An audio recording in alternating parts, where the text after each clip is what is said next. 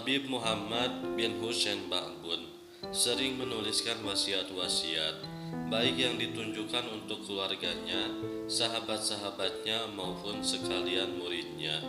Inilah 4 di antara wasiat Al-Habib Muhammad bin Husain Ba'bun.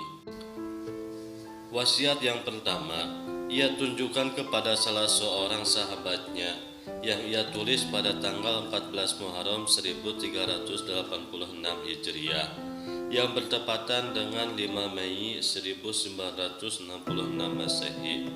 Setelah muqaddimah, ia mewasiatkan, saudara saya yang setia telah meminta kepada saya sebuah peringatan atau wasiat kepada dirinya yang mana telah saya kabulkan karena mengharap doanya, walaupun saya sendiri perlu diperingatkan. Sebagai asas, maka saya pesankan wasiat Allah Subhanahu wa Ta'ala kepada orang-orang ahli kitab dan kaum muslimin, yaitu agar senantiasa bertakwa kepada Allah Subhanahu wa Ta'ala sesuai dengan firman-Nya. Maha hendaknya kita bertakwa dalam segala hal, baik kepada diri sendiri maupun kepada orang lain, hingga segala sesuatu yang mengarahkan kita menuju kepada ketakwaan harus diamalkan.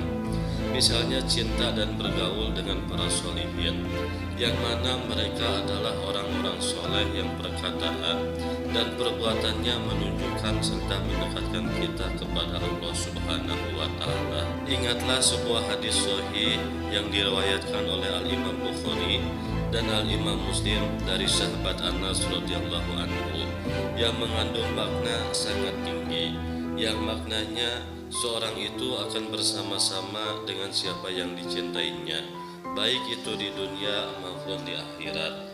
Sehubungan dengan hal itu, maka alangkah baiknya jika kita menjalankan thariqah al-alawiyah sebagai perjalanan para syadah al-alawiyyin yang berdasar pada Alkitab dan As-Sunnah serta beragam tasawuf yang dapat disimpulkan dalam beberapa pasal berikut ini.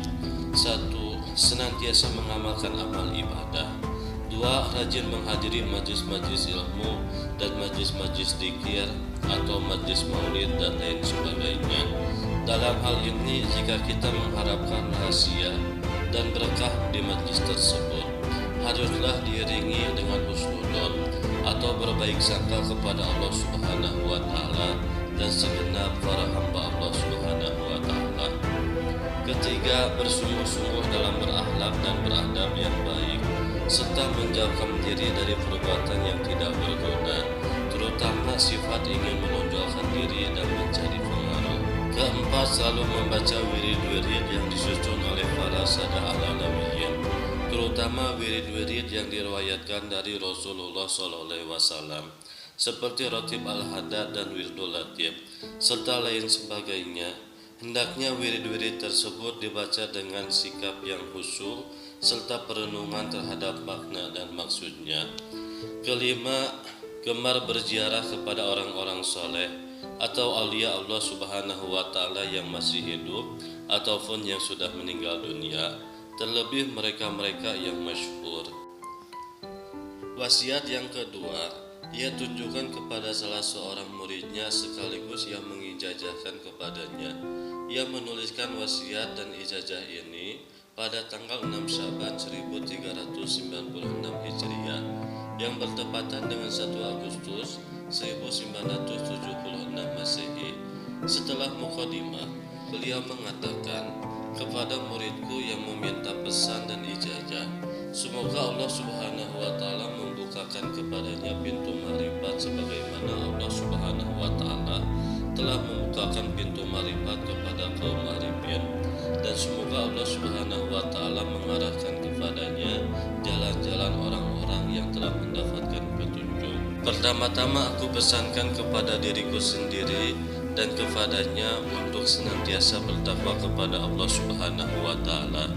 Pesan takwa kepada Allah Subhanahu wa Ta'ala inilah yang dipesankan Allah Subhanahu wa Ta'ala kepada seluruh manusia yang awal dan akhir.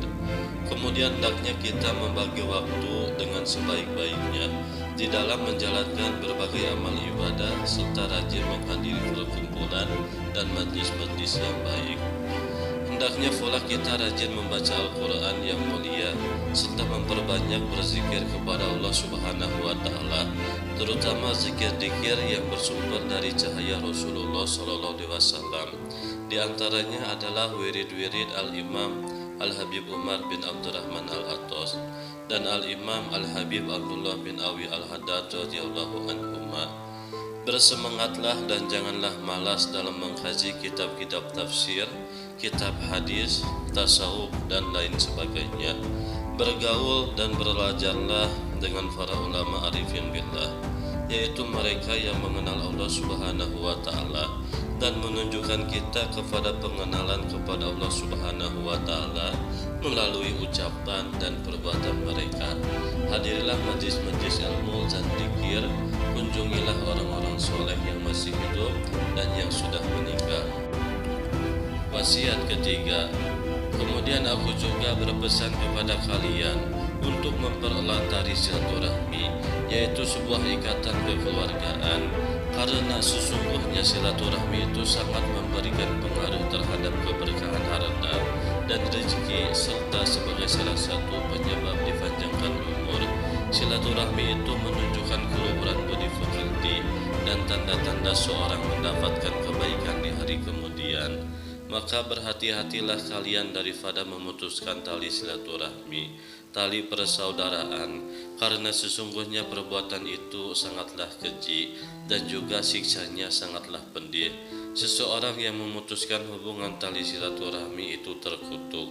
Hal ini berdasarkan dalil Al-Quran.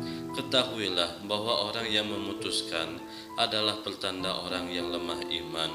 Orang yang memutuskan hubungan silaturahmi tidak akan mencium bau surga. Bahkan orang yang memutuskannya, maka kesialan akan menular kepada tetangga-tetangganya.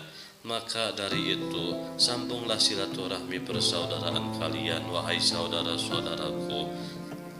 Wasiat keempat, saya berpesan pula kepada diri saya dan kepada saudara-saudaraku agar banyak beristikharah serta bermusyawarah dalam segala urusan, dan hendaknya selalu mengambil jalan yang hati-hati, walaupun pada hakikatnya berhati-hati itu tidak dapat meloloskan seorang daripada ketentuan Allah Subhanahu wa Ta'ala dan takdirnya. Namun menjalankan sebab-sebab tidaklah boleh ditinggalkan. Justru oleh sebab itulah wasiat atau pesan-pesan dan nasihat-nasihat itu diperlukan, sangat dianjurkan. Oleh karena hal itu, semua adalah salah satu seni dari sebab-sebab di dalam mengajak orang kepada Allah Subhanahu wa Ta'ala, serta mengajak untuk menuju kebahagiaan serta keselamatan di dunia dan di akhirat.